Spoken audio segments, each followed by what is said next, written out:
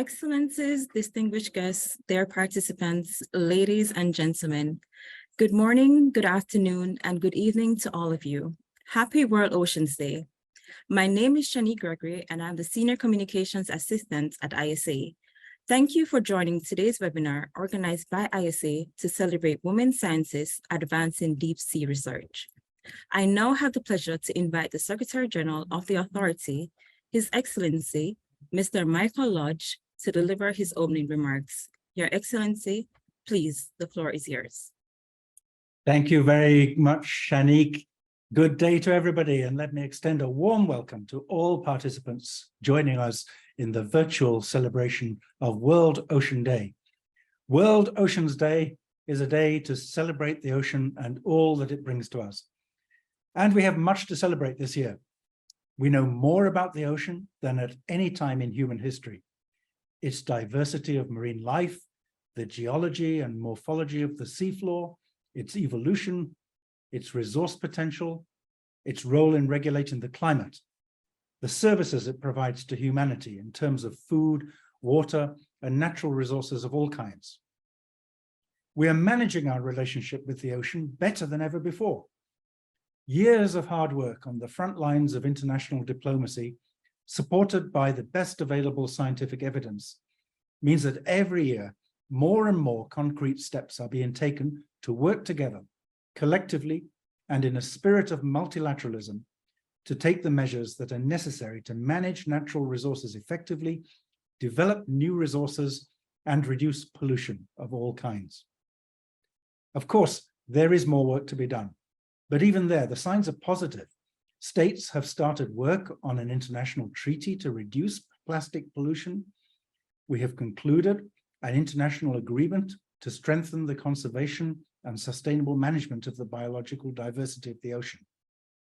And we are working hard in the International Seabed Authority to complete the regulations for deep sea mining.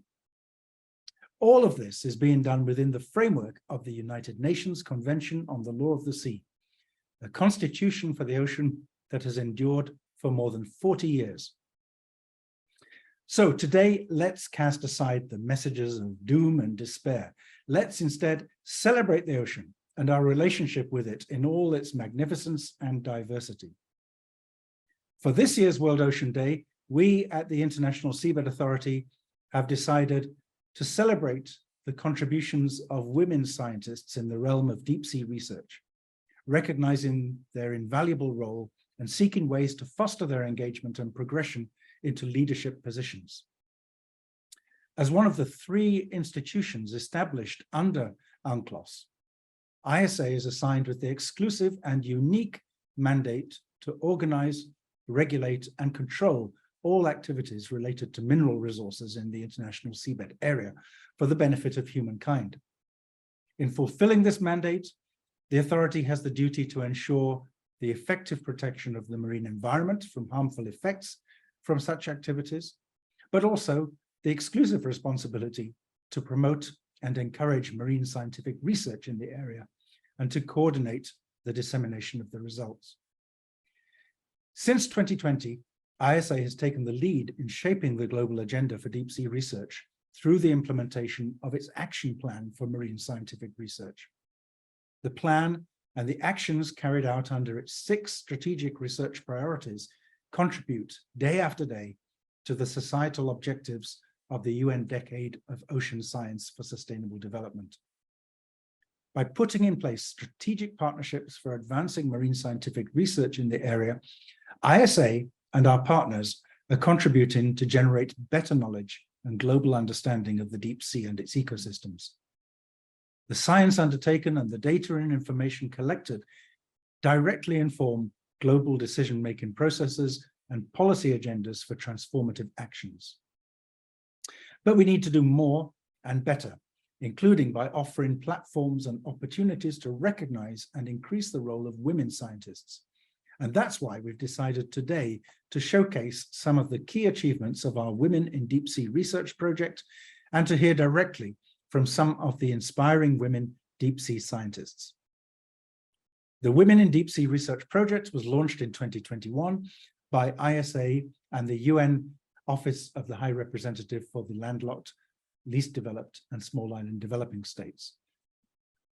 This initiative aims to address the specific challenges faced by women scientists from developing states, and particularly those hailing from the most vulnerable countries, in pursuing careers in deep sea research. Today is also a special day, as it will mark the launch of the global mentoring program in deep sea research entitled S.H.E, Exceed, or S.H.E, S.H.E. We're going to learn much more about this in the webinar starting shortly, but today we will be formally inviting all women scientists operating in deep sea research who wish to enroll in the mentoring program to apply. I particularly call on women scientists from least developed, landlocked developing countries and small island developing states. Those of you who will be selected will certainly go through a life-changing experience, which, and this is our commitment to you, supports you to realize your full potential. We will also later on today have the results of our annual art competition, including a special category for children under 16 in Jamaica, and many more activities taking place in Jamaica. So I invite all of you to join us, and I wish you a very happy World Oceans Day 2023. Thank you, Secretary General Lodge. We will now have a short video on the Women in Deep Sea Research project with a focus on the findings of the Women in Deep Sea Research report, testimonials from women scientists, and pledges by ISA contractors, UK SRL, and CPRM. The video, please.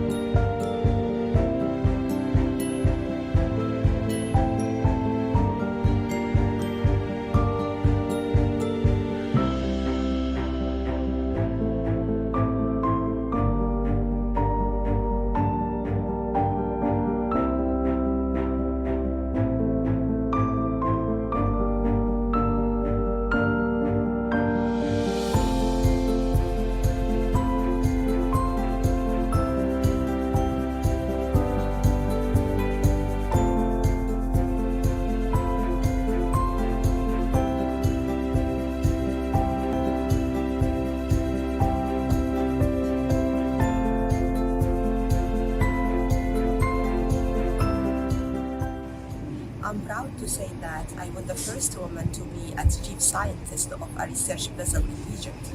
But it was not that easy to break the mold of a field dominated by men. My struggles were many, especially at the beginning of my career, due to gender stereotypes. It's my hope that countries and institutions put a lot of effort in supporting women scientists in deep sea research by creating training opportunities and by being considered how these women to have a work-life balance. I am passionate about expeditions.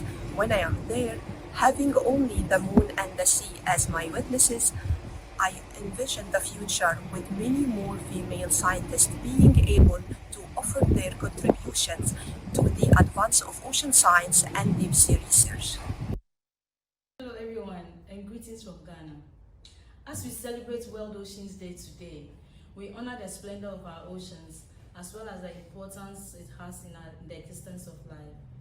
Through the power of science and research, we get the information and understanding we need to deal with the complex issues affecting our oceans, such as overfishing, pollution, and climate change. Also, today, we celebrate our women scientists and their contribution to unraveling the secrets of the deep sea. Only through the power of science and empowerment of women, especially in developing countries, can we realize the full potential of our oceans and the talented people who can help with their preservation and sustainable exploitation of its resources. By empowering women in these areas, we open up a vast reservoir of talent, creativity, and resilience necessary for bringing about positive change. In the sciences, when women have equal access to education, opportunities, and decision-making positions, their unique perspectives and innovative solutions can reshape the future of ocean conservation and management. Women's empowerment is not only a matter of equality and justice, it's also an investment in the sustainable future of our oceans and the well-being of generations to come.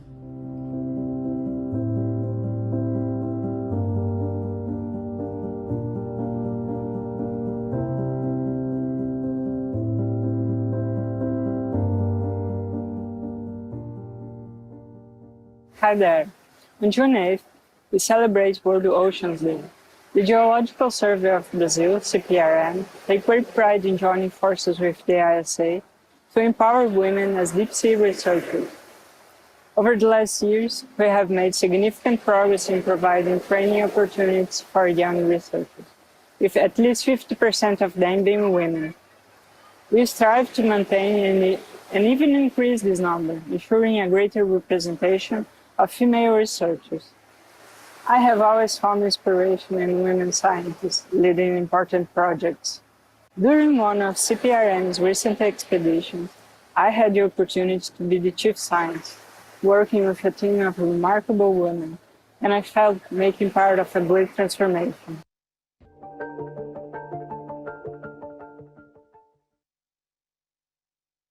Hello, my name is Walter Sognes. I am the Executive Director of the board with UK Seabed Resources and the CEO of Loke.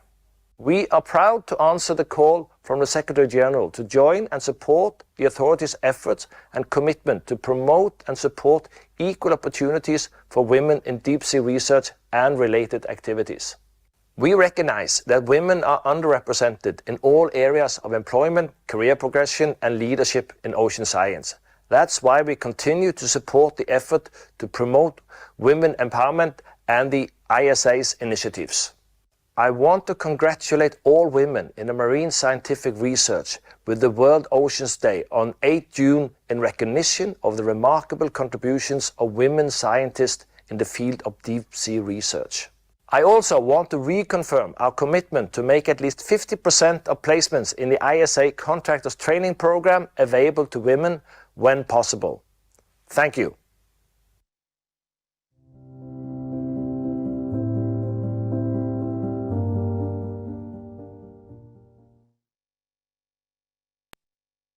I would like to thank Susan and Linda for their testimonials, and I would like to encourage other contractors to continue to pledge for women in deep sea research. I will now pass the floor to my colleague, Noemi, who will moderate the segment on S.H.E, See Her Exceed. Thank you very much indeed, Shanique. and welcome also on my behalf. As Program Coordinator of Marine Scientific Research in the ISA, I'm pleased to moderate this webinar, the launch of the Global Women Mentoring Program. And I'm very eager to continue to act as its focal point. Before we get into the heart of our endeavor, I would like to share a few housekeeping rules. So if you experience any technical difficulties, we encourage you to send a message in the chat to the email that will be shared in the chat shortly. We would like to ask you keep your microphones and videos off unless you're advised otherwise. If you wish to take the floor, we kindly ask you to type floor in the chat. Keep your intervention clear and concise, please, and kindly note lastly that the webinar is being recorded. In 2020, the ISA adopted the MSR Action Plan, which catalyzes marine deep sea research and ISA's contribution to the ocean decade. And indeed, it's very rewarding that you joined ISA's celebration of women empowerment on World Oceans Day. Planet Ocean, times are changing, yet more changes are needed, specifically for women empowerment in ocean science. Without further ado, after his words of hope, I pass the floor back to the first speaker, His Excellency Secretary General Michael Lodge, International Gender Champion who keeps extending opportunities for women empowerment. Secretary General, the floor is yours. Thank you very much, Noemi, and good day again to everybody participating. And it's great to see so many of you participating and also to see some old friends of ISA in the list of participants. And I'm delighted to have the opportunity to kick off this opening panel of our World Oceans Day 2023 webinar to launch ISA's Women in Deep Sea Research Mentoring Program, S.H.E. I'm particularly pleased to be joined on this panel by two fearless advocates for the empowerment of women in ocean science and ocean affairs generally.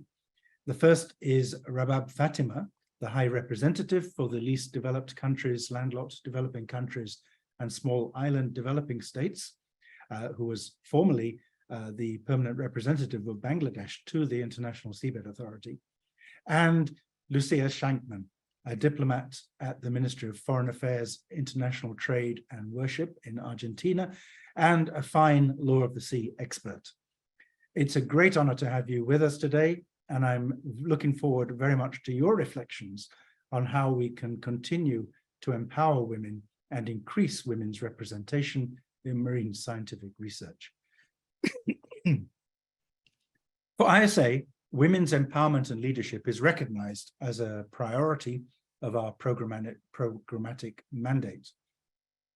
If global commitments, such as those encapsulated in the UN Convention on the Law of the Sea and the declaration of the 2022 UN Oceans Conference, to ensure environmental, social, and economic sustainability of ocean-based industries, if those commitments are to be implemented effectively, it's essential to approach them in a way that is fully inclusive and ensures the full and equitable participation of women in all aspects of ocean governance.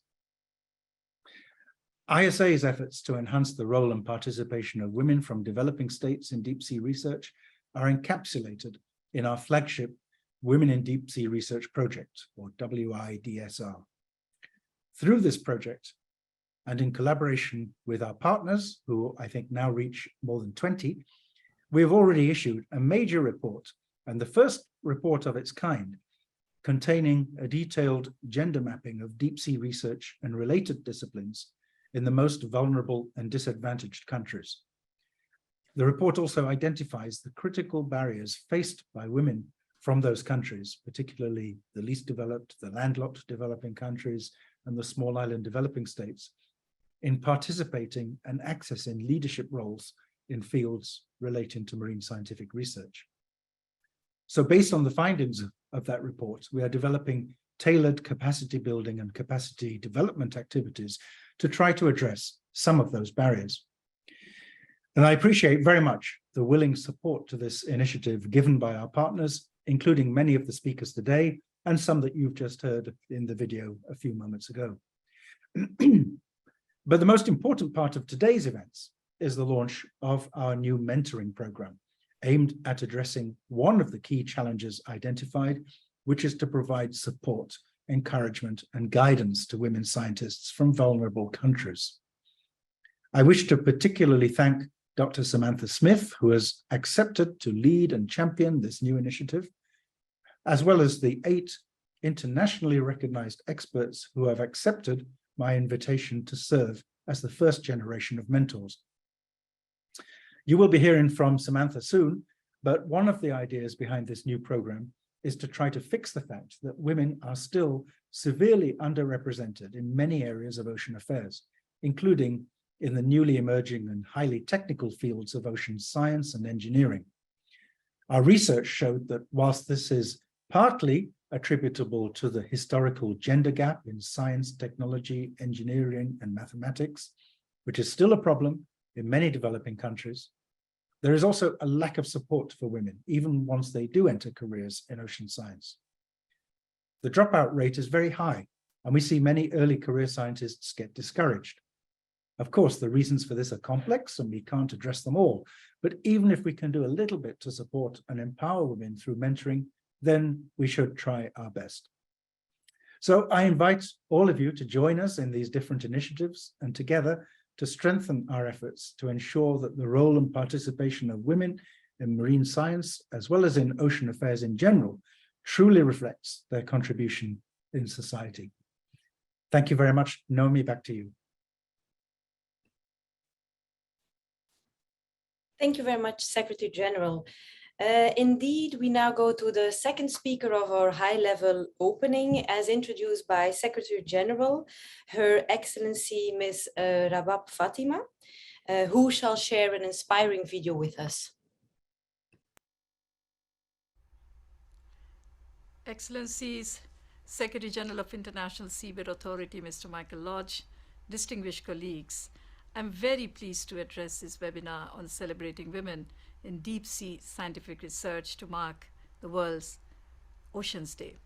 My office has a unique mandate to support 90 of the most vulnerable countries in the world, namely the 46 least developed countries, 32 landlocked developing countries, and 37 small island developing states. We value our collaboration with the ISA in strengthening deep sea scientific capacity of ISA's members from the LDCs, LLDCs, and the S.H.E. Last year at the Ocean Conference in Lisbon, we launched the ISA OHR LLS joint publication of the first ever gender mapping of the deep sea research field and related disciplines in the LDCs, LLDCs, and S.H.E. The report revealed stark disparities and capacity constraints facing women in deep sea research and related fields. It identified that lack of career guidance was a key obstacle. Notably, 95% of the participating countries highlighted the importance for putting in place measures to support gender equality in deep sea research. The report contained 4 broad categories of recommendations, and these are gender disaggregated data, capacity building through increased budgetary allocation in deep sea research and gender considerations, addressing systematic barriers in the workplace through sectoral policies and action plans, and finally, leadership support for early career mentoring programs for deep sea research.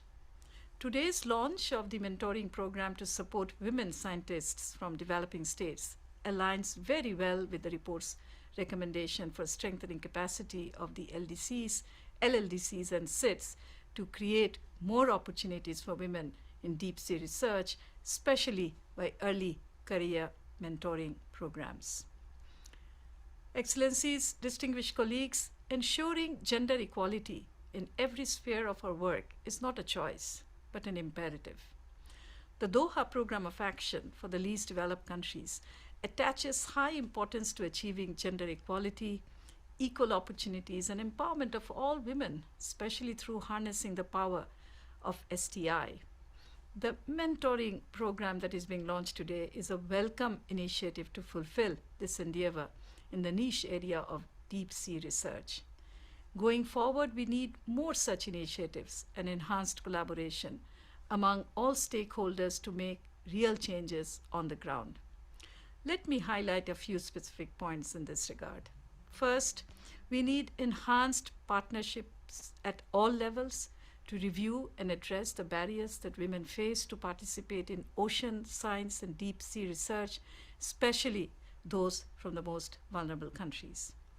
At OHR LLS, my office, we are committed to strengthening our collaboration with the ISA and other relevant partners to ensure more participation of women in deep sea research, especially in the LDCs, LLDCs, and the SIDS. Second, to carry forward the recommendations of the joint OHR, LLS, and ISA report, my office will adopt a programmatic approach for capacity development considering the special challenges and specific needs of these countries.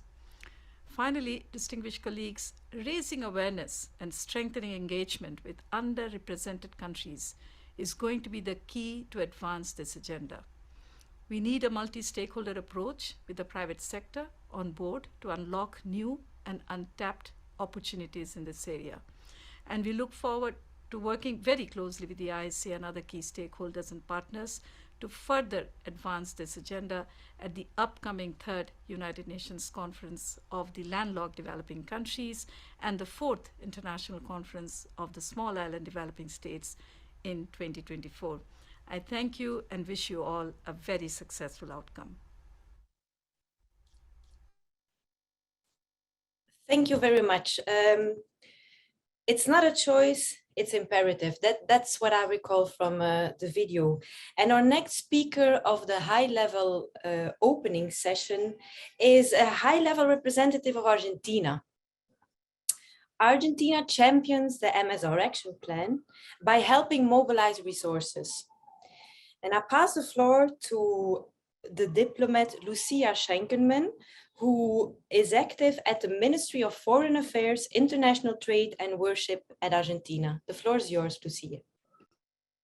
Thank you very much, Noemi. Good morning to you all. Let me start by thanking ISA Secretary General, Mr. Michael Lodge, as well as Mrs. Margie Burre-McKinnon, Mrs. Noemi Waters, and all ISA's team for organizing this event and for inviting me to participate in this important occasion. Today, we are celebrating World Oceans Day with the launching of the S.H.E See Her Exceed mentoring program. This day gives us a great opportunity to celebrate women's contributions to ocean science and to reflect on how women underrepresentation in this field is a significant impediment to the implementation of UNCLOS and the achievement of the 2030 Agenda for Sustainable Development. In particular, SDG 5 relating to gender equality and empowerment of women and girls, but also SDG 14 on life below water, as all SDGs are interlinked and women play a key role in ocean science, fisheries, and conservation of marine resources, which is essential to achieve sustainable ocean development. Unfortunately, global statistics show that women account, in average, for only 37% of all ocean science personnel, and they also face the so-called glass ceiling, which prevents them from moving to higher roles and occupying decision-making positions. This is shown by the low level of women in leading research positions. In fact, women representation usually decreases as they progress on the career ladder. And also, they are less likely to receive financing for research comparing to their male peers. This information shows that we are still far away from reaching gender equality in ocean science. However, there's light at the end of the tunnel as several countries and international organizations are taking action towards achieving this goal. If I may briefly refer to our national experience in Argentina, I should say that I come from a country with lots of strong and brilliant women, specialized both in ocean science and in the law of the sea fields. I could mention S.H.E, who is an Argentinian diplomat and lawyer that has served as a judge in the International Tribunal for the Law of the Sea. And I'm proud to say that we currently have another female expert as a candidate for ITLOS, Mrs. Frida Armas, who has a lot of experience working in this field and has been a member of the Legal and Technical Commission and the Finance Committee of the ISA for several years. So there's a great tradition in my country of women in this field that I hope keeps going strong.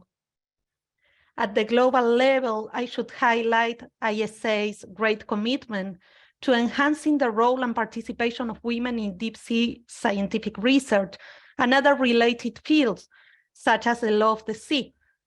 In this sense, I could also mention the celebration of the Women in the Law of the Sea conference organized by ISA last year, in which I had the honor of participating as a speaker. As for the Women in Deep Sea Research project, let me say that Argentina has been really supportive of this initiative, together with other member states of ISA and other stakeholders. This initiative is of great importance as it aims to promote the empowerment of women scientists and their access to leadership roles in marine scientific research.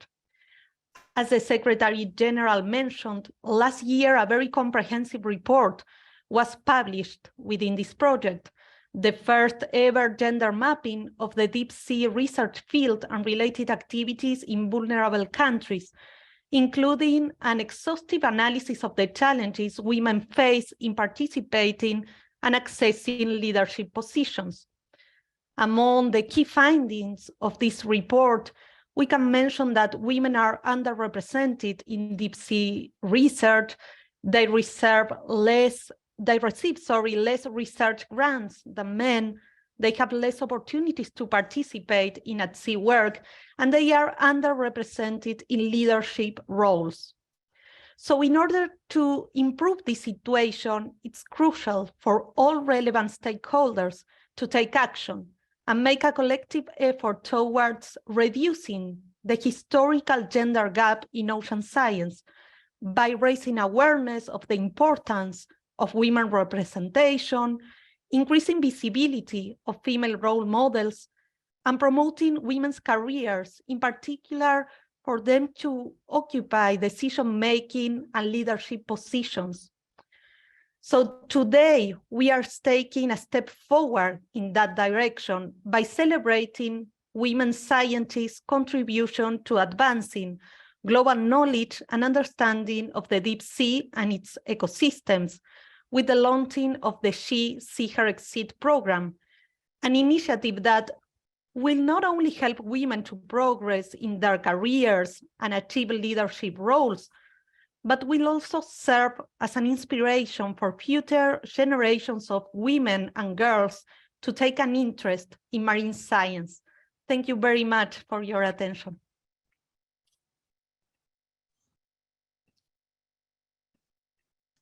Thank you very much, Ms. Schenkman, and our fingers are crossed for the candidacy of Ms. Frida Armas-Pfifter. Thank you very much. So with this, we come to an end of the high-level opening session, and we will now have two speakers, leading women who are paving the way. And I have the honor to pass the floor to Dr. Mariel McKinnon, our Chief of Staff, Head of Strategic Planning Unit. Dr. Burrell, the floor is yours. Thank you, Naomi, and good morning, good afternoon, and good evening, everybody. First of all, thank you to all of you for joining us today. It is really very important for us because it's an initiative and a commitment That means a lot to ISA and to us individually involved in this project that we are implementing and putting in shape with the assistance of our member states and partners. And it's a great day today to be able to celebrate Ocean Day through that lens. And I just want to come back to some of the very important remarks that Lucia Schenkman from Argentina just made in terms of, acknowledging the fact that there is more to do, but also celebrating all the things that are being done to redress the situation and to raise awareness, to mobilize partnership and collective action. And the fact that all of you find the time in this busy day and your very busy agenda to join us for that very day is a very good sign of the energy and the willingness to make a difference. On my side, what I just would like to contribute to the discussion, maybe I don't have any PowerPoint or very fancy video, is just to give you a little bit of a glimpse of how we are trying to organize ourselves and to bring on board many more aligned-minded who want to improve the representation and role of women in ocean affairs. So everything started in 2017 when we had the first ocean conference in New York. And at the time, I'm not sure if some of you know that, but at the time, we, ISA, were the only one amongst 15,000 voluntary commitments to register a voluntary commitment with a gender aspect. Yeah. So it tells a lot about how much progress we have made, because last year at the 2022 UN Ocean Conference, there were, I think, 147 voluntary commitments with the gender aspect, but there was only one side event amongst 75 that was allocated to that particular topic. And in fact, the organizers asked all the entities that are registered to have a side event on gender to merge in one, which show that we still have a little bit more to push, but again, we are making progress. After the launch of voluntary commitment, we partner with UNOHR-LLS to really try to raise awareness at the policy making level. And we are very happy that UNOHR-LLS answered our call, because really that helped us shape, with the support of our member states, including Argentina, Kiribati, Nauru, Malta, Singapore, Madagascar, Nigeria, South Africa. Really, that helps us to shape very different activities that help us organize and mobilize different partnerships. So you have heard about the Women in Deep Sea Research Project, which was really the first concrete activity put in place to give life to that commitment. But since then, we have elevated our commitment and our engagement through the International Gender Champion Network, which brings together leaders and science policy makers and deciders who can make a difference in the way that issues are being addressed. Last year, we launched the Impact Group on Ocean and Research for Women. And this Impact Group is co-chaired by the Secretary General of ISA, as well as the Permanent Representative of Tonga to the United Nations, and the UN Legal Counsel, Miguel de Sapa Suarez. It was also joined by different senior leaders. We have the Permanent Representative of Malta, Portugal, Madagascar. We also had some heads of organization, including the International Hydrographic Organization, the International Labour Organization. We had the president of the UN General Assembly joining us. And we believe that with this new impact group, we are going to be able to target some specific decision makers in the way that they are able to help us elevate advocacy and transformative action. What happened in the middle of all of that is that we expanded our action to go beyond research and to really span the need for a better representativity and gender mainstreaming through all sectors of ocean affairs. And last year, in September 2022, it was such a great pleasure to organize, in partnership with the Permanent Mission of Singapore and Malta in New York, the first ever Women in the Law of the Sea conference. And Lucia Schinkman was one of the very eminent expert women who attended and presented. And really, I have to say that every time I speak about it or think about it, I am very proud to have been able to contribute a little bit to bring together all these women, more than 75 from 45 different countries, including most of them coming from a very difficult context, and being able to create that community of practice where different type of background, different type of experience, different types of expertise are able to break the ceiling. And again, here the discussion was not to discuss about gender issue. It was not a conference for women to discuss about how difficult it is to be a woman in the law of the sea. It was women expert, women researchers, women professional being able to discuss international, global, and emerging issues in the law of the sea and to bring forward their expertise and experience to advance that discussion. And this is really the direction that we're taking in ISA and with our partners. So really, I believe that in this call today, in this webinar, you are a lot who are also seeing that kind of focus in the way we can make a difference. So hopefully you can join our different activities, and together we can work to make it better.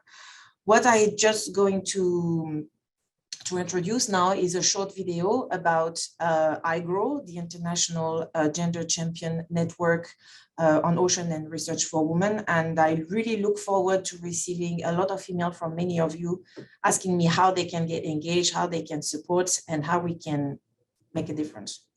Thank you so much, Noemi.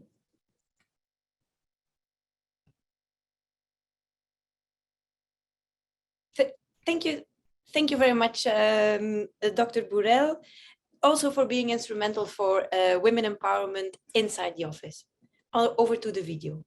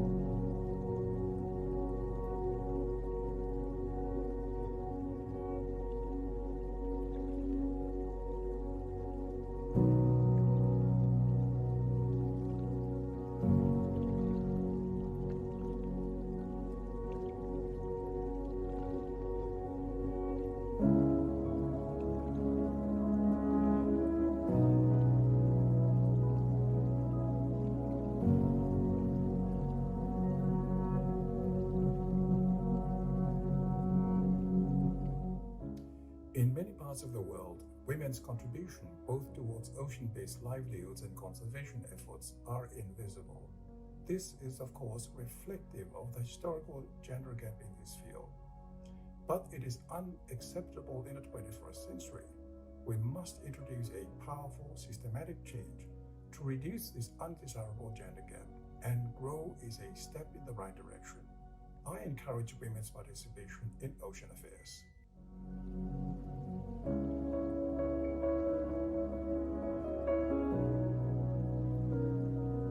Through IGROW, we will further advance towards better recognition of the invaluable contribution women have made in ocean affairs.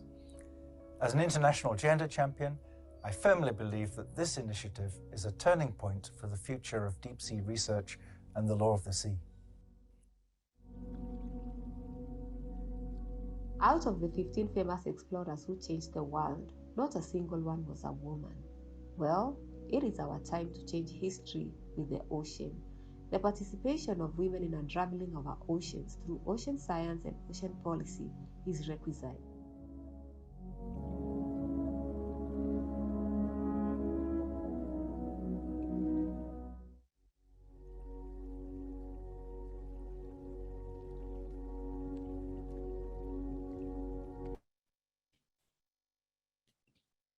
Thank you very much. So now we turn to the next speaker, Dr. Samantha Smith. She's the Director of Blue Globe Solutions and the President of the International Marine Society. Her network and expertise will be of strategic assets to the mentoring program. Dr. Smith, the floor is yours. Thank you so much. I'm just trying to figure out how to share my screen on. Can you see? Not yet. Yes. Yes. Okay. Great. Thank you. Thank you so much for the introduction. I'll start by saying it's an honor to be here, and thank you so much, everyone, for joining us. As you've already heard, the International Seabed Authority is committed to contributing to women empowerment and leadership through the enhancement of their role and participation in deep sea scientific research. Since 2017's UN Ocean Conference, ISA has steadily increased meaningful opportunities for women scientists from developing states to benefit from training in deep sea research. As you've heard already, in June 2022, the first ever gender mapping analysis report was launched, summarizing critical barriers to women scientists from least developed countries, landlocked developing countries, and small island developing states in the field of deep sea research. Subsequently, also in 2022, the ISA Secretary General launched, in partnership with the International Gender Champion Network, the Impact Group on Research and Oceans for Women, or IGROW for short, which you've also heard about. The strategic objectives of IGROW are to advance gender parity in all aspects of ocean affairs, including scientific research. Today, we launch S.H.E, which stands for See Her Succeed, which entails a 12-month mentoring program commencing later this year. The call for mentees to express their interest in the program opens today, and you can find a link on the ISA's website.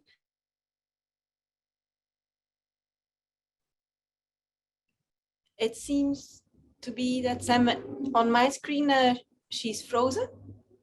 So we will just give it a minute or two, and then if not, we will come back to her presentation and continue with our panel discussion. So I will give it just 30 seconds and see if she comes back.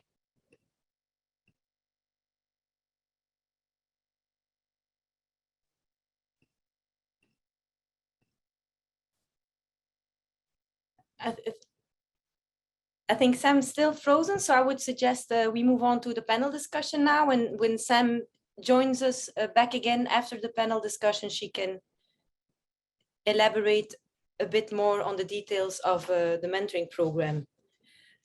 Okay, so we focus on our panel discussion that has 3 themes: influence, the impact, and innovation of the mentoring program. And I would like first to invite Mr. Jose Dalio to join the panel. So if you could turn on your video and audio, please. Thank you, Noemi. I hope you hear me well.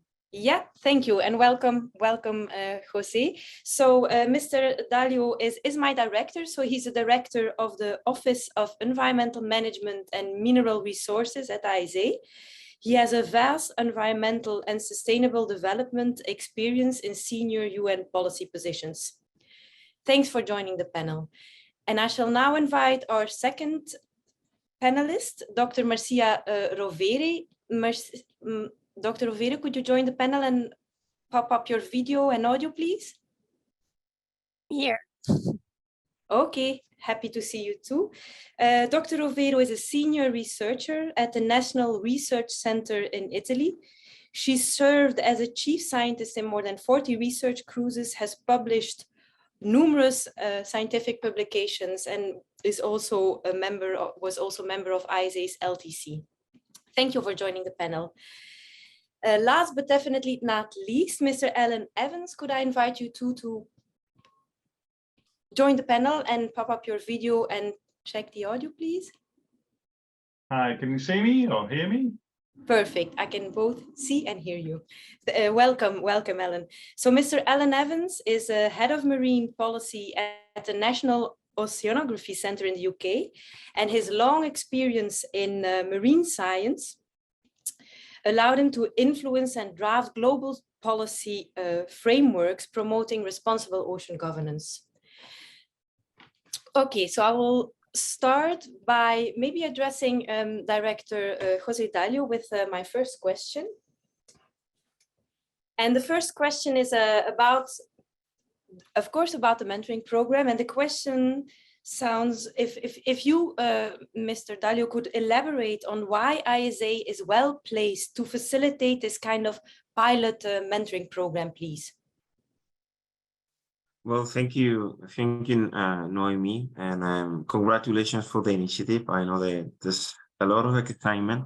We're all excited, and ISA is well positioned, I think, first of all, because we have a clear mandate to do this.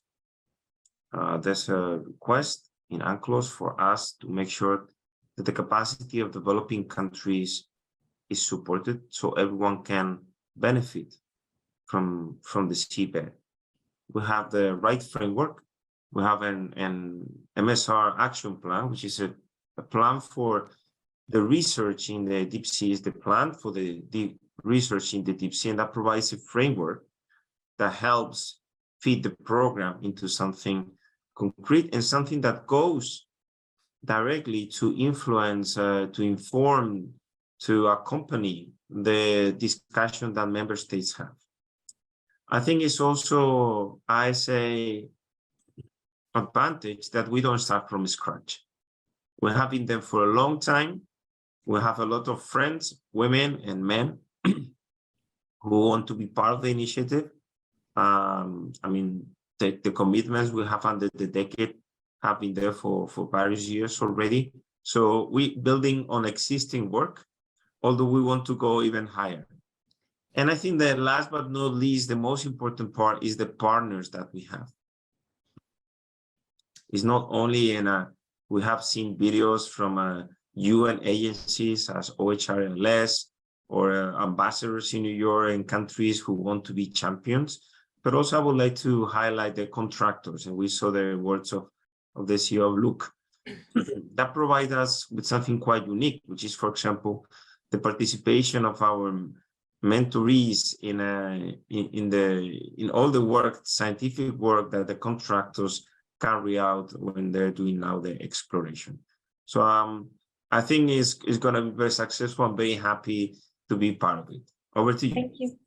Thank you. Thank you very much. Thank you very much. So I will now move to Dr. Rovere, who actually, she was one of the first mentors committing pro bono to be part of the mentoring program. And I'm aware there's other mentors present in the room as well. So Dr. Rovero, you shared your vision for the mentoring program. And if I'm not mistaken, you mentioned technology and the role of technology in attracting women of developing states towards ocean science. Could you elaborate a bit on your vision and the role you see for technology and women empowerment, please? Sure. But let me first start by saying that it's an honor to be here for me, and thanking Secretary General Michael Lodge and the coordinator of the Marine Scientific Research Program, Noemi Wouters, for having invited me to the mentorship program and to this panel. And well, I can tell you something about my experience to elaborate about that sentence that you asked me to provide. Well, my first experience on an oceanographic cruise happened when I was an undergraduate student. I was around 24. It was the end of the 90s. And at the time, the echo of the adventures of the pioneer geophysicists that between the 50s and 60s developed the revolutionary concept of the theory of plate tectonics was still high. The legendary, for example, Maurice Ewing, who founded the Lamont Doherty Earth Observatory as a branch of the Columbia University in New York City, has been the ancestor of the oceanographers that developed all the techniques for seagoing studies, that they built equipment for echo-sounding, precision depth recording, seismic reflection and refraction, ocean bottom seismographs, piston coring of seafloor sediment, and gravity and magnetic measurements of the ocean floor. There are books and oral tales that describe how these young men, brave men, were developing technology and study in very harsh and dangerous working conditions at sea, during storms, and on board precarious vessels. Women were absent from that narrative. In the early 50s, few women used to become scientists, but there was one brilliant scientist, Dr. Marie Tarp, who is now recognized as one of the 4 greatest cartographers of the 20th centuries, and who published the first map of the Atlantic Ocean in 1967. Which this map will reveal the presence of valleys, mountains, and on the seafloor, and the existence of the mid-ocean ridges. But because of her gender, Marie wasn't allowed on the ships that collected the very seafloor data that she used to make her maps. And she didn't set foot on a research cruise until 1968. And for many decades, a revolutionary role in the theory of seafloor spreading has been dismissed, and all the merit went to her male colleague, Bruce Zinn. Luckily, things have dramatically changed, and her legacy lives on in the countless women scientists that she has inspired. I'm probably one of them in a certain sense. I have experienced this change myself. It was not easy at the beginning to overcome stereotypes and prejudice. Also sexual harassment on board, of course, it happened also to me. Discrimination because I was just a girl and soon I would have started a family, the only thing I was really worth of. But women may have, let's say generally speaking, of course, a different approach in science and in any working environment, with more quietness, inclusiveness, and less inclination for being the absolute protagonist on stage. And this sometimes can be perceived as a weakness, but I think that it's in reality is their strength. And therefore, I come to technology. In a certain sense, in my opinion, technology advancement and improve in the safety of working operation. As we all know, vessels can be extremely dangerous places. Women have now a lot more opportunities to take the leadership in the field, as they have relevant skills and ability in planning, organization, focusing of the objectives. I've seen many brilliant and talented physicists and engineers in my career who are extremely effective in conveying their message and leading groups. I think that in general, we are on the good path for gender equality in marine science. It's still a long journey to bridge the existing gap and to have many more women in top positions and, let's say, in the control room. But if I see my lab, women are almost overturning in number men, and there is a parity in number. Therefore, I'm confident that the next generation will see a dramatic change in the trend. Thank you so much. Thank you so much, Dr. Virid, and also for providing a bit of historical context of those pioneering women. That's very enriching. I shall now move on to Ellen Evans.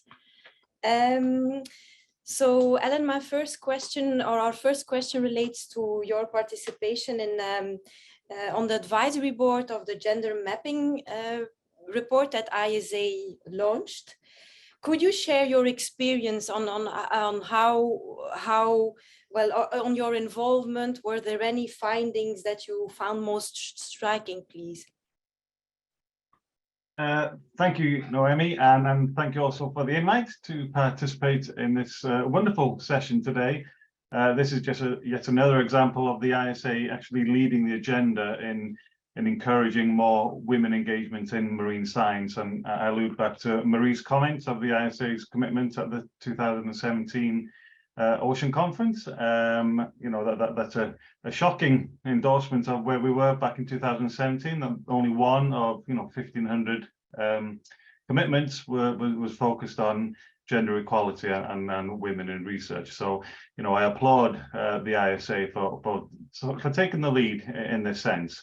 And out of that commitment is where, of course, the Women in Deep Sea Research project was born, effectively.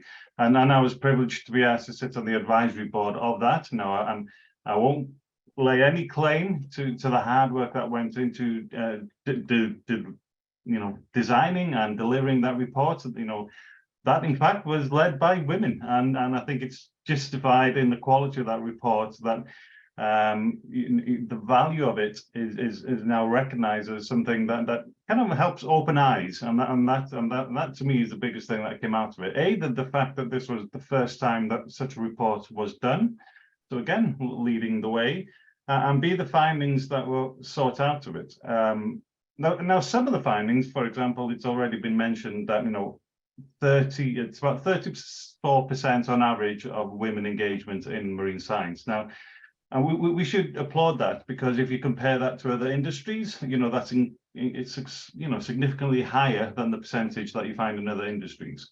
And as Marie just said, in her laboratories, and the same in the UK in the National Oceanography Centre, where more and more are we seeing female leaders coming through the system, not only in the laboratories, but they are the principal scientists leading programs at the National Oceanography Centre. So we should applaud that. But coming from the UK, we also recognise that we live in a slightly different world to the experiences that other females have in the countries where this survey for the WIDSR was undertaken. So there is work to be done, without a shadow of a doubt, and it's almost upon us who have not necessarily made leaps and bounds to make the changes and to encourage women, but to support those where the difficulties may still remain, and that's, I think, where the S.H.E program, S.H.E program, will be superbly valuable, because mentoring is a way of developing not only it's not only there to support the development of people, but it's also more of a softer way to support individuals become more confident, to recognize where they sit in the grander scheme of where they work, and to bring the best out of the individuals. And that's sometimes difficult to do in a kind of a formal situation where it's a one-to-one, or if you're in a training workshop, for example. And these training workshops cost, whereas a mentoring program is effectively a relationship between two people. And assuming you get the right two people together, that's a consensual relationship. And for that to succeed, it has to be a strong bond between the two, with clear goals, clear objectives, clear timelines, and whatnot. So I can see that the S.H.E initiative as a wonderful opportunity to work in parallel with those other opportunities for development that there are out there, or the more conventional ones. And that is thanks to the Women in Deep Sea Research report that I was privileged to be on the advisory board to help steer in a little way. But like I said, I'm certainly not going to take credit for all the hard work that went into that. Thank you very much, Ellen, for your words of support, and I join you in applauding the effort that the ISA put jointly in the report, in that gender mapping report. We still have time for a few more questions, so I will return back to Mr. José Dalio. So in ISA's view, or your view, what's the future for this, and how would you envision the future for this initiative? Thank you, Noemi. As I said, we are not starting from scratch, but we want to hopefully scale up this pilot. There will be an evaluation. I think that's also important. We're going to learn many things through this process in terms of how to do it, how to better engage others, how to expand the network, how to be more concrete. So we imagine this as a learning exercise that is going to bring new partners. That's going to help expand the reach.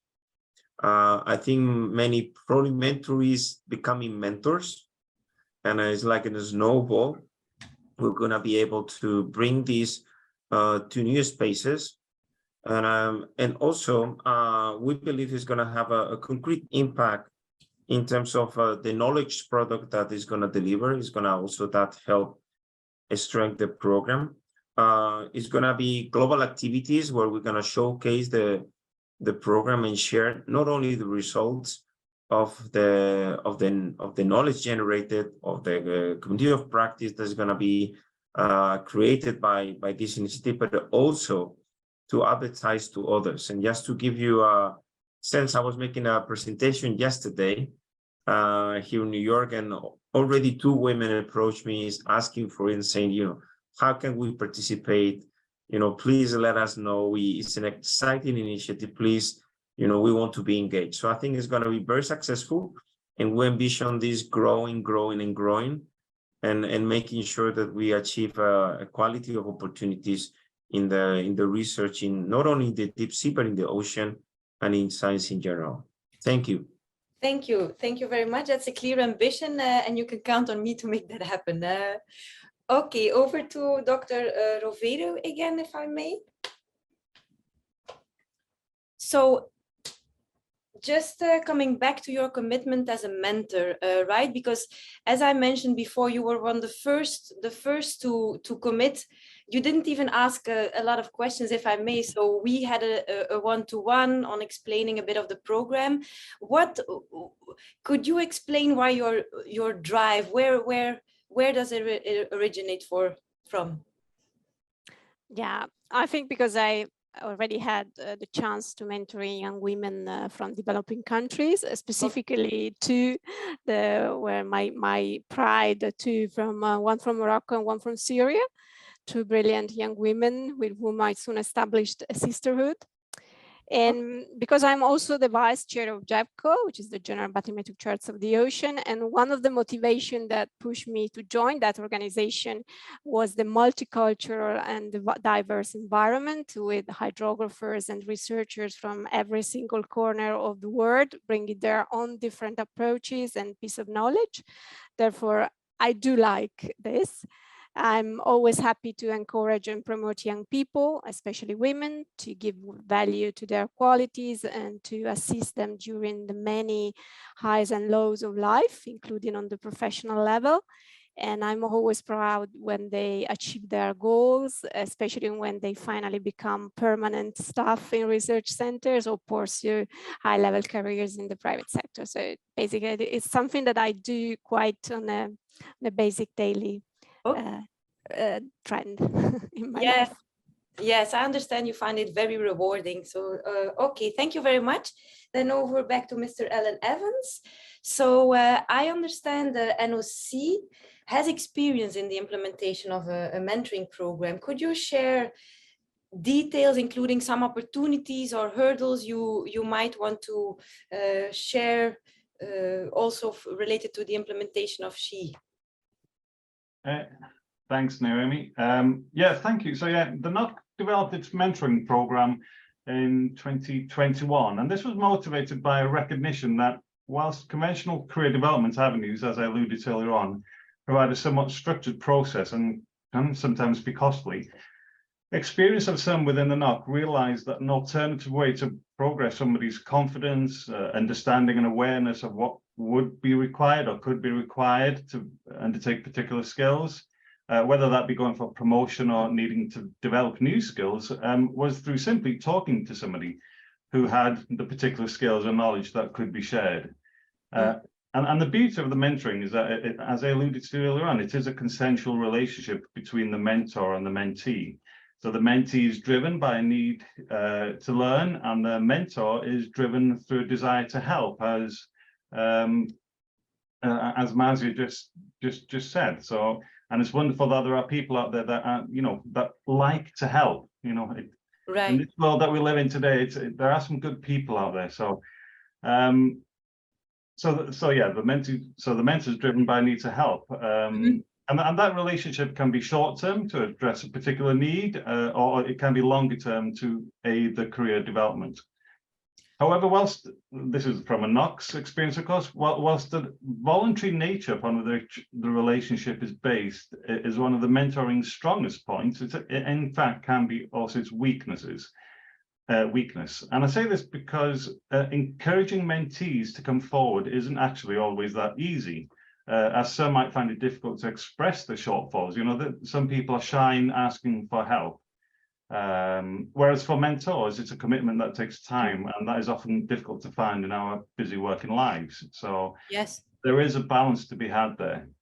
That said, one of the lessons that the NOC was developing, one of the lessons that the NOC was, that when developing the mentoring scheme, recognized that it shouldn't be regarded as a project or a program in itself, but actually it should be seen as a community practice. And this almost helps normalize the initiative. So rather than a formal structure, it's more like a meeting with your friend for a coffee, for want of a better word, which can of course be virtual. So that kind of makes it a bit more easy for the relationship to develop and to flourish. And this is helpful in particular to individuals who may sometimes feel undervalued or reluctant to put themselves forward, whether that's because of a lack of confidence or whether they just don't feel that it's their place to be considered for a particular role. And whilst I can't provide any evidence to suggest that this is a particular issue for the women at the National Oceanography Centre, it's clear that there are women out there that feel that they don't or shouldn't put themselves forward. So mentoring is a clear way that NOC supports, its equality, diversity, and inclusion agenda by providing a somewhat more subtle way to encourage confidence and for individuals to be helped to realise their full potential. And it's also clear that when these relationships are established, that you do need to have those clear goals and timelines. What should be avoided is a vacuum of a purpose. The mentee needs to come forward with a question of the mentor saying, can you help me in a certain thing? And it's important also to have that time bound with benchmarks, because, if after the first or second meeting, two people are committed to come together, but if it doesn't work out, you need to have that opportunity for the mentee who might have been reluctant in the first place to commit to this. They need that opportunity to walk away. So having those benchmarks in place is actually quite important. Thank you. Yeah. I'm sorry. No, okay. That's okay. Yeah. Thank you very much. I think this is a perfect transition to now the presentation of Dr. Samantha Smith, because you mentioned we need objectives, we need a timeline. So I pass the floor back to Dr. Smith, and I hope we can share her presentation now. Yeah, thank you. Please know my heart is in the right place, even if my internet isn't. I don't know what's going on. So ESAM is good from the ISA Secretariat is going to help me present this. I am going to turn off my video just in case that's wreaks havoc with my internet, and I hope that's okay. I'll come back online after. Okay, so I'm not sure what you saw, Noemi. Can you let me know which slide? Yes, we're at the first slide. But before, okay. Yeah. So yeah. I thought I got to rationale. Did you think? Yes, you rushed that. We can go to the second slide, I think. You third one even, I think. Yes, right. Okay. Right. And then Isam, if you can click one more time, please. Okay, thank you so much. So the rationale, and I think all of us attending this meeting are already on the same page here. But bottom line is gender equality is central to the achievement of all 17 Sustainable Development Goals of the UN Agenda 2030. And Sustainable Development Goal 5 focuses specifically on gender equality. However, women remain underrepresented in ocean science globally, particularly in decision-making positions, and their academic qualifications do not necessarily translate into career progression. Similarly, the participation of women scientists from developing countries in deep sea research and deep sea related science still remains low. In addition, participation of women scientists in ocean science varies widely among nations, ranging from only 7% in the Democratic Republic of the Congo to 72% in Ireland, which is amazing, with a global average currently at 39%. One of the key challenges is that students in deep sea research can face lack of career guidance, thus reinforcing the importance of mentoring. And my own career benefited hugely by having an amazing mentor at an important time, at a pivotal moment, in fact, in my education and career. And I can honestly say that their support and advice and encouragement had a significant impact on my career. In fact, it changed the complete course of it, which is pretty phenomenal. I'm not promising that for every mentor, but certainly having a mentor can make a difference. And that's why I was so honored and keen to be involved with this initiative. Next slide, please. Okay, so the key goal of the program is to contribute to women empowerment and leadership in marine science research through the enhancement of their role and participation in deep sea research. At the program level, the objectives of the mentoring program are aligned with the objectives of the WIDSR project as follows. So firstly, capacity development measures are to be meaningful, tangible, efficient, effective, and targeted at the needs of developing states. I think we're still on the previous slide, Isam, if that's okay. Yeah, this one. Secondly, the ISA mandate is to be oriented towards removing specific barriers to participation of developing states and address them accordingly. And thirdly, the ISA is to identify and develop measures to strengthen the role of women in deep sea, seabed related activities, and in particular, deep sea and deep seabed research. Next slide, please. The suggested timeline for the first pilot phase of the mentoring program is a 12-month period with the intake of new mentees and mentors on a rolling basis thereafter. The mentoring program targets women in deep sea related research disciplines and strategically matches mentors and mentees. It thus not only addresses the substantive systemic challenges faced by women in deep sea research, but also, we hope, helps overcome the procedural challenge of finding the right kind of support. The program aims to take a mentee-centered approach, and we've heard this with previous speakers about how important this is for the success of the program. And what we mean by a mentee-centered approach is that the mentee can play a key role in setting the goals and the agenda of the mentoring sessions. This approach enables the mentee to drive the sessions to ensure they meet the mentee's goals and needs, while ensuring that the mentee has some accountability throughout the phases of the program. It also reflects the fact that mentees are ultimately responsible for their own professional development. The mentoring program focuses on personal and professional development of mentee, and the definition of development is wide, and it includes, for example, the development of leadership and subject-specific skills, a strong professional network, an empowering can-do attitude, and developing support for having big dreams and following them, as well as self-confidence. There's an emphasis on feedback and the importance of continual two-directional communication and feedback loops between mentor and mentee. For the success of the mentoring program cannot be overstated, and reflection is also considered to be an important part of the mentoring experience. The deliverables of the program include establishing and helping to build a community of women scientists involved in deep sea research, the advancement of the ISA action plan for marine scientific research, and increased career opportunities for women in scientific research. At the end of the program, the ISA will write up a policy brief on the mentoring program to raise awareness of the critical barriers and opportunities, and to suggest effective ways to empower women in developing their deep sea research careers. Next slide, please. So who are the mentors? Well, mentoring is defined as a supporting relationship where one person invests time and know-how and effort in enhancing another person's growth, knowledge, and skills. And it truly does take a special person to agree to give that time to somebody else.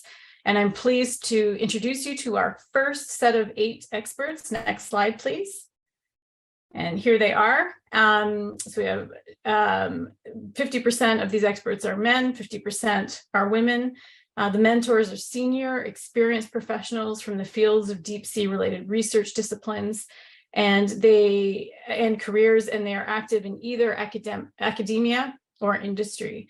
I've had a pleasure of meeting, working with on different projects and knowing a number of these mentors, and this is really a great group of people with a wealth of experience who I have no doubt the mentees will benefit hugely from interacting with them. The role of the mentor, as we've said, is to give guidance, share experiences, advice, and counsel the mentee to support the professional development goals identified by the mentee, and the mentor may facilitate sharing of their professional network, help to set high but achievable goals, make realistic plans, monitor progress, and of course, provide ongoing feedback as well. Next slide, please. So why apply? So for mentees thinking about applying, here are some reasons why. So if you're a mentee, You could facilitate, or you have the opportunity to facilitate your personal development and career progression. The program could help support the development of your networks. It could assist in the development of your professional skills. It may help to break down cultural barriers for you in deep sea related research and related careers. And our sincere hope is that it will facilitate your contributions as a woman in science to the ISA Action Plan for Marine Scientific Research. Now, in order to ensure the long-term sustainability of the mentoring program and the translation into long-term empowerment of women in deep sea research, mentee participants of the mentorship program are encouraged to become ambassadors of the program. And as alumni at later stages of their career, we hope that they will not just be role models, but maybe even mentors themselves and sort of pass on the good initiative or pass on the knowledge that they've gained. Next slide, please. So who can apply? So the mentees are expected to be women from developing countries. They may be a professional up to 50 years of age from the fields of deep sea related research disciplines and careers. We expect them to be educated at a postgraduate level. The mentee will typically have a minimum of 5 years of work experience acquired, for example, in scientific research agencies or institutes where she would have had the opportunity to oversee or participate in deep sea related projects. The application process involves an application form. The application form is available on the ISA website as of today. There will be a link in the chat if there isn't already, a curriculum vitae and 3 references along with a video. There's the link. I've just seen it posted by Camelia. Okay, next slide, please. So in terms of governance, there are sort of 3 blocks or parts of the governance. One is the mentoring program coordinator. That's me. And I am so, as I said before, I'm so honored and thrilled that the ISA invited me to champion the mentorship program. It means a lot to me as a woman in deep sea research myself. And my job is to oversee the management of the program. And I will be collaborating, still the previous slide, please. I'll be collaborating with the ISA to select mentors from different disciplines willing to take up the mentorship role. And I should say most of the people that we've approached, the vast majority of them said yes to taking up the role. And I think, again, that goes to show what Alan was touching on, is that there are some great people out there, especially in the deep sea world, I'd argue. I'd also collaborate with, I will also chair the meetings of all the mentors as well. The second block, or the second part of the governance, is the advisory committee, and the mandate of the advisory committee is to provide the mentoring program coordinator, me, with feedback and advice to ensure the smooth running of the program and fulfillment of the program objectives. The advisory committee will review mentee applications and advise on matches to ensure they're appropriate. The advisory committee will consist of a maximum of 4 members, and its composition will include 1 representative of the donors from the WIDSR project, 1 representative of the Office of the High Representation for LDCs, LLDCs, and SIDS, an external expert with experience in the implementation of gender-focused programs, and a member of the ISA. Next slide, please. Okay, so in terms of the timeline, it looks like this. So on the left-hand side, here we are in June 2023. Which will entail an inception meeting with the mentors. And over the next 2 months or so, the advisory committee will be established. In September, mentees will be matched with mentors, and the program officially kicks off in October. And over the next 12 months, or the 12 months following October, there'll be 8 online sessions and feedback loops. And in April 2024, there'll be a midterm workshop will allow a check-in and a realignment or adjustment as necessary. And in October 2024, there'll be an evaluation period. As I mentioned earlier, at the end of the program, the ISA will write up a policy brief on the mentoring program to raise awareness of critical barriers and opportunities and to suggest effective ways to empower women in developing their deep sea research careers. Next slide, please. And that's it for me. Thank you so much for your time. And thank you again for being here today and showing your support. Thank you very much, Samantha. That was very enlightening. Okay, so now we go to the final speaker of today, and you might have seen her before because she was on one of the videos. So I pass the floor to Miss Lucy Nju, who will give her testimonial. She's also the mom of 4. So Miss Nju, the floor is yours. Thank you very much, Naomi. I'm very happy to be here today to share some of my experience and how I got to this point. Allow me to share the presentation, please. Yeah, if you want, we can share it for you, or yeah, there. You have it. Okay? Yeah. All right. We see it in presenters mode. Maybe not in presenters mode. I mean. So it's okay. So no, maybe we could take over on our side because at least sure. my screen. Yeah. No problem. Okay, well, you give it a second then. All right. Or if you click on end slideshow, maybe. Yes. Yes. Try. We stop sharing. Yeah.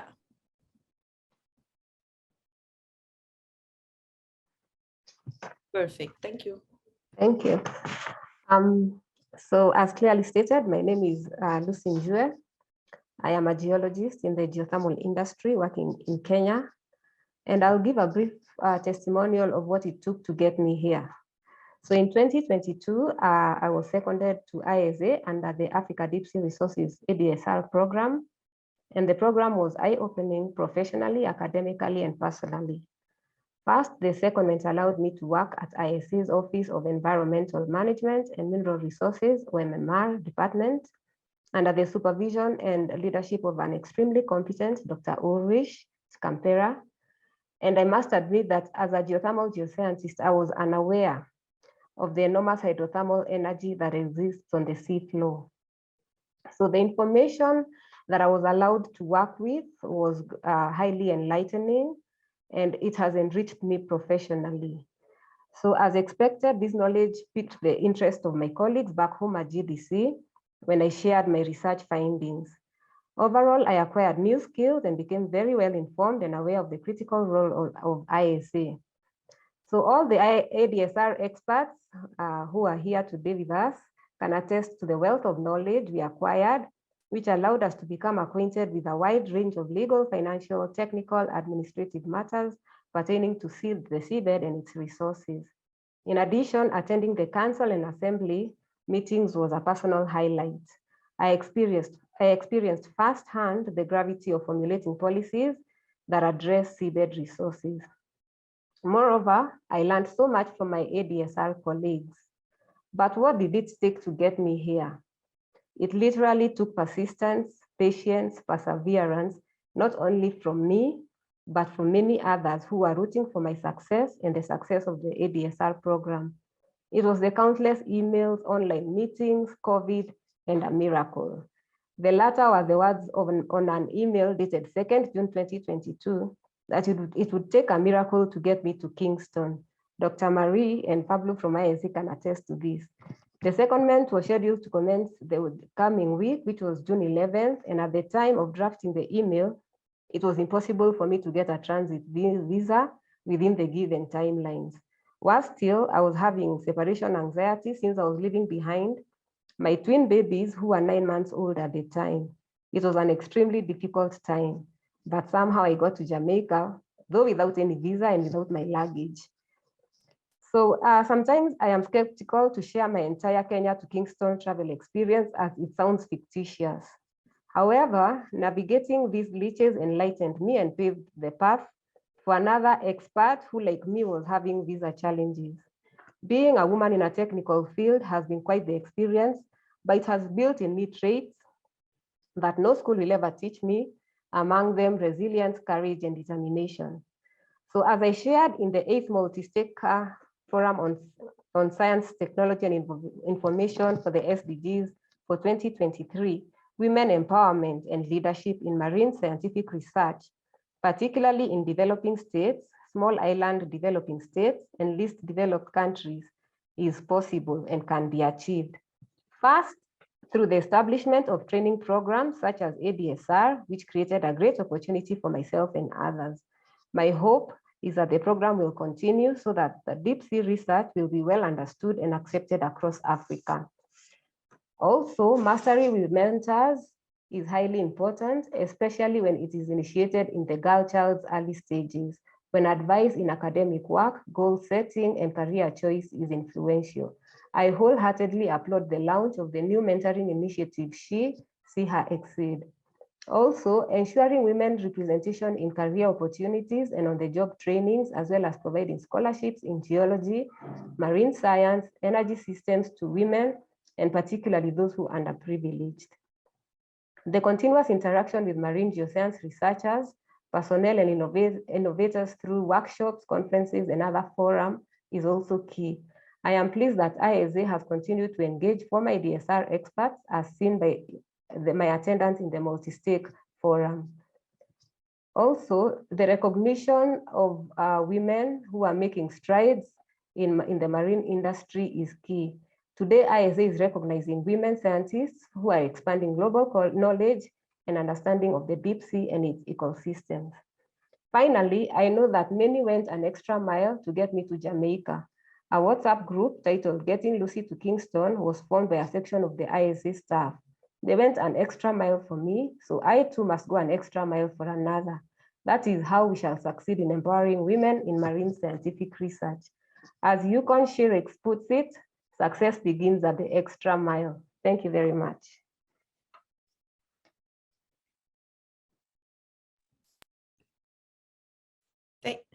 Thank you so much. That was really inspiring, and I pass the floor back to Samantha Smith, please.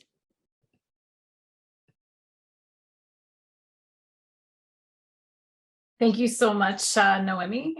So I've been asked to give some closing remarks. So I just wanted to say again that, thank you to everyone for being here today and showing your support for this important initiative.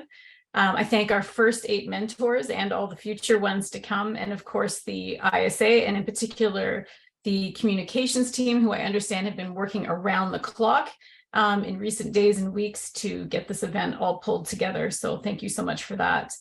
As I mentioned when I spoke a little bit earlier, the application process for the mentorship program will be launched today on the ISA's website. So if you are interested in applying, or if you know someone who you think should be applying, please follow the link that was given earlier in the chat. And we are looking forward to receiving lots and lots of applications. And other than that, happy World Oceans Day, and thank you for spending some of it with us. And with that, I think I go back to Shanique. Yes, thank you so much, Samantha. Thank you to our panelists and to our mentors, of course. The Women in Deep Sea Research Project was formally launched on International Women's Day 2 years ago. As part of the Women in Deep Sea Research Project, we are now extending our commitment through the launch of S.H.E, S.H.E. We encourage women from developing states to apply to become a mentee by completing the application form by the 31st of August. The link to the S.H.E webpage has been provided in the chat. Let us now discover the winners of ISA's art competitions on the theme Mysteries of the Abyss in 2 categories. First, the international category open to participants worldwide over the age of 16 years, and second, the local category open to students under 16 in Jamaica. Before we share the video, please note that the recording from today's webinar will be available on the ISA website. I would like to thank you all for your participation and wish you all a great day or a great night wherever you are. Now, we will have the video presenting the artworks and the artists. Congratulations to all the winners. Please enjoy.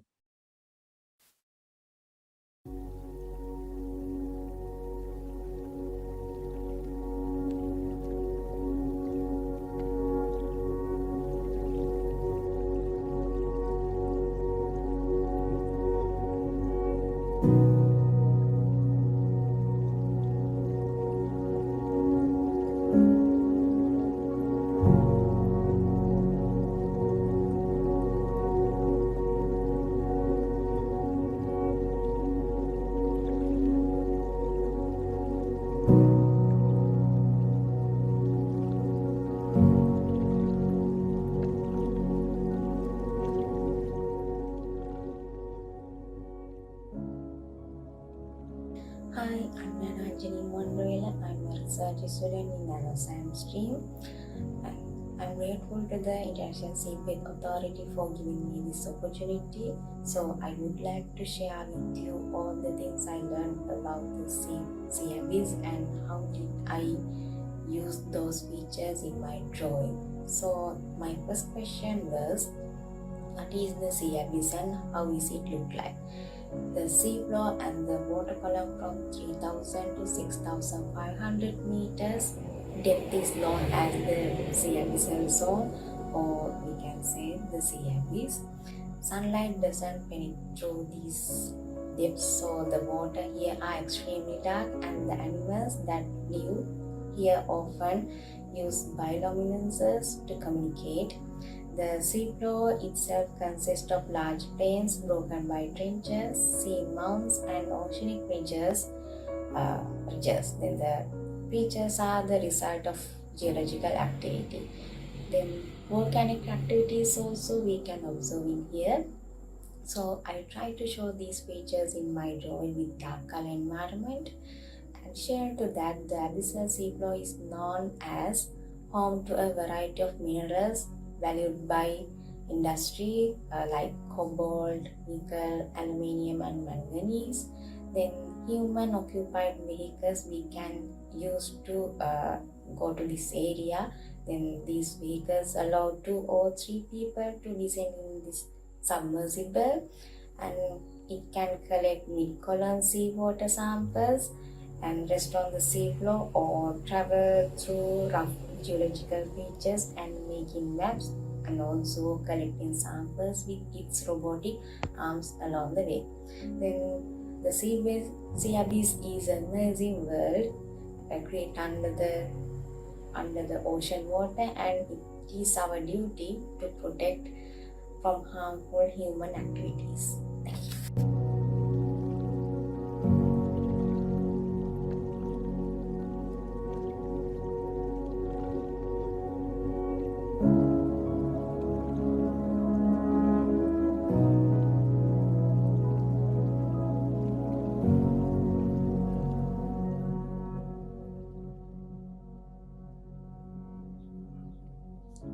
Hello S.H.E, and hello everyone from around the world.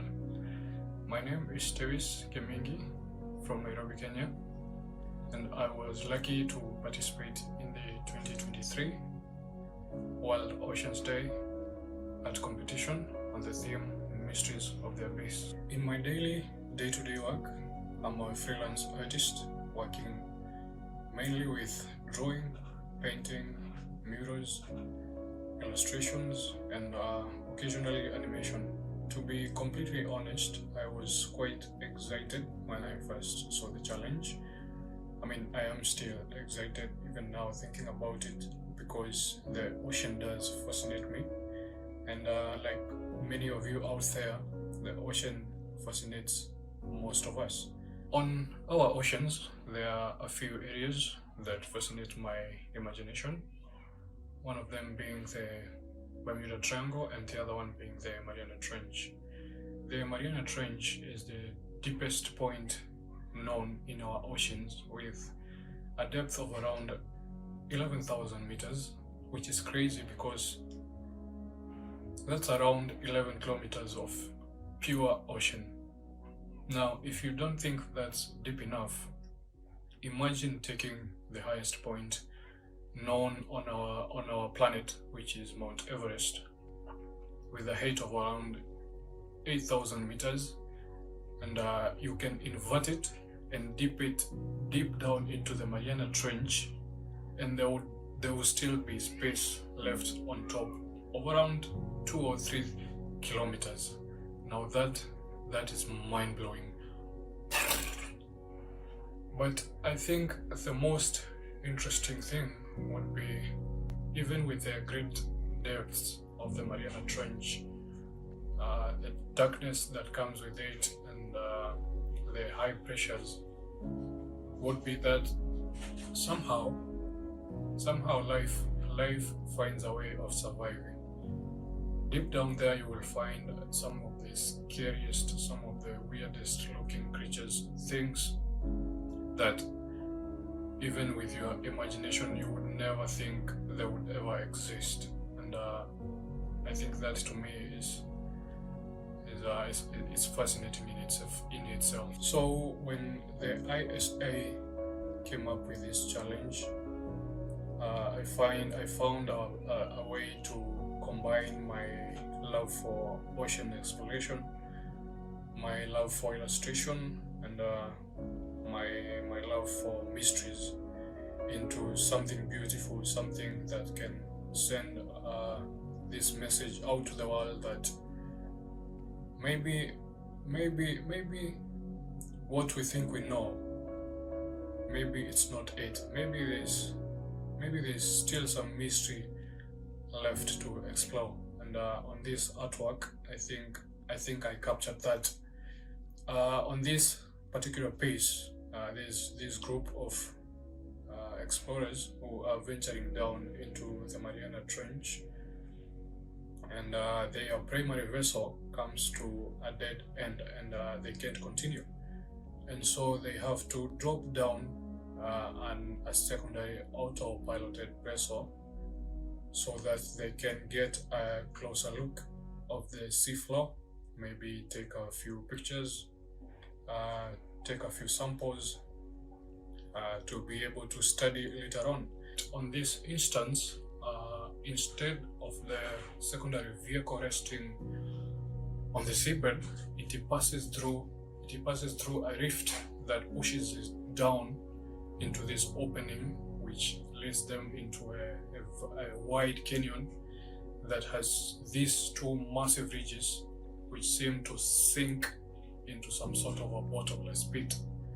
And for hundreds of years, we have known the Challenger Deep to be the deepest point on our planet, the deepest point on our oceans. And with this one find, everything gets tossed out of the window. And I think this would be quite a find.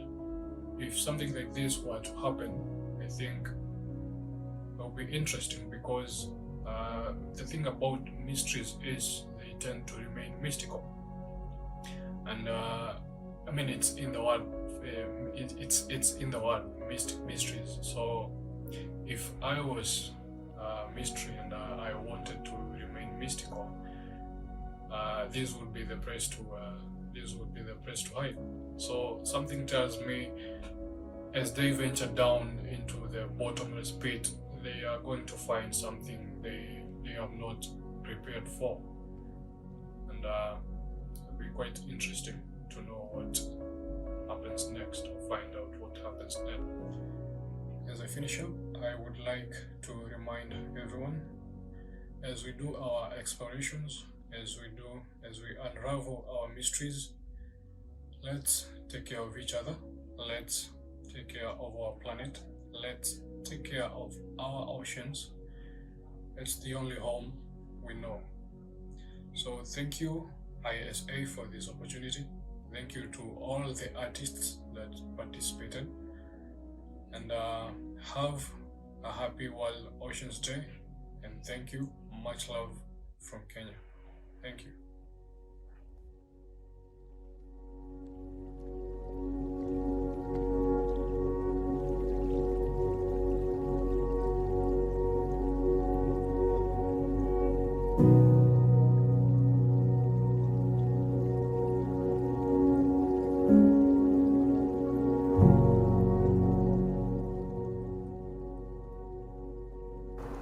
Hi, I'm Kamal Manboard, and I'm a painter, digital 2D and 3D artist, and an architectural designer.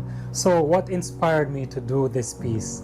Well, I would have to start from where I grew up, which is the beautiful coastal town of Negril. This is where I spent a lot of weekends going to the beach. I've had the opportunity to go on glass-bottom boats to see the reef, and I've also done a bit of snorkeling. So I've always had this deep connection to the sea. Also, I used to take part in the yearly Earth Day poster competition from I was about 6 to 12. I used to also be a junior ranger. This is like a little steward of the environment. I used to watch a lot of National Geographic growing up, where I would learn a lot about nature in general, which also includes learning about the deep sea. Some of the documentaries about the deep sea that I've watched are some of the most interesting and strangest nature videos that I've ever seen. This environment seems very alien-like to me. It's a place that is still relatively uncharted by us. At these crushing depths is where you find hydrothermal vents, where life seems to just strive and survive on its own. So in this piece, you can see where a strange crab-like submersible is reaching out to almost touch a giant deep-sea crab. This is akin to Michelangelo's Creation painting. However, in my piece, it's more about representing the need to form a connection. Here, the humans have found kinship with the deep-sea crab, while the crab displays a sense of curiosity towards them. The submersible employs biomimicry in its design to have a more symbiotic relationship towards nature. I think nature has a lot to show us in terms of design. Nature has some of the best design when it comes on to adapting to the environment. And as a designer, this is something I find very interesting. There's a lot we can learn from nature and what it has to show us. So that's what my piece is about. It's about forming that deeper connection with nature and discovering some of its most beautiful mysteries.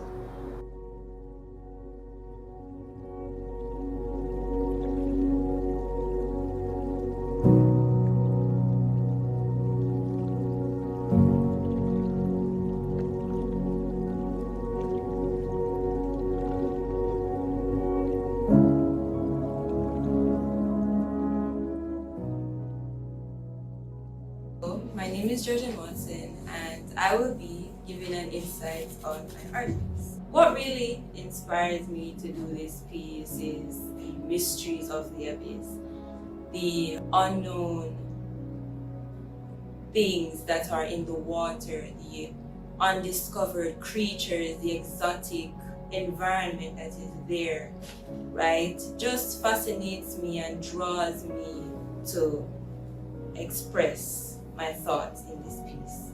Starting off, as you can see there at the surface of the water, you can see a ray of light shining in the water, and as you look further down, you can see it looks dark and mysterious, and there's this girl that's falling into the water, heading into this mysterious looking hole that leads to the abyss. And at the side, you can see tiny little eyes looking at her as she entered that hole, and those eyes are eyes of the exotic creatures.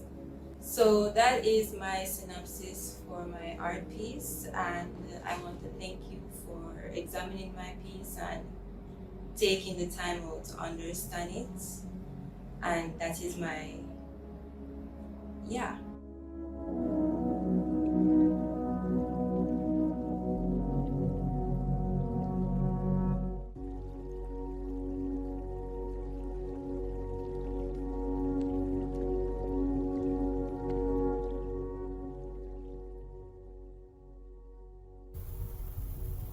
My name is Anika Williams and I attend St. High School for Girls. I have created a painting called Creatures of the Abyss. My painting was inspired by all the garbage and chemicals that has been spilled in the ocean. I've created an exaggeration of just how far our garbage gets and just how much damage it can cause. I have created two species, a squatopus, which is a mixture of a squid and an octopus, and an anguille, which is a mixture of an anglerfish and an eel.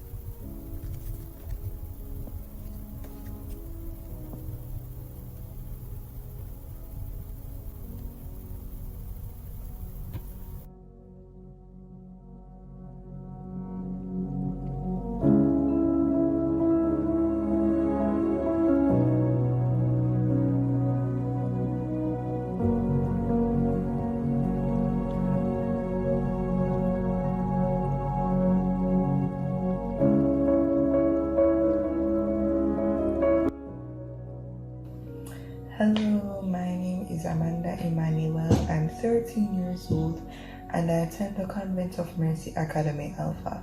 This is my art piece. I called it Jellies in the Deep. So what I did, I painted a jelly mermaid and a glowing jellyfish in front of her. She is a mix between the phantom jellyfish and the black sea nettle. I conveyed her bioluminescence by letting it show in the water. I have a gradient of dark blue to a black in the ocean and with some bubble detailing as well in the water. My inspiration behind this piece is the mystery part of the theme and the ocean itself. I decided to take a mythical approach because most of the sea is unexplored and we don't really know what creatures could lie within the abyss of the ocean. So mystery plays a big role in my artwork because there could be anything in the ocean. There could be creatures that are like bigger versions of ones that we already discovered and know. But who knows?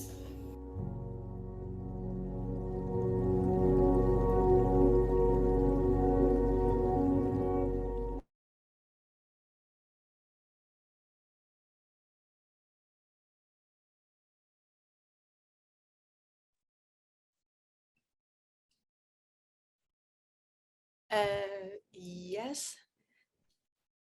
Thank you very much. I think that was a very inspiration as well to see this, the engagement of the younger generation. And I think I pass the floor back to you, Shanique. Okay. Thank you so much, Naomi. I am actually gearing up for the Wakatoon activities because we'll engage some students now at the authority in Kingston, Jamaica. So I would like to thank you all again for attending today's webinar. Congratulations again to all the winners and all the best.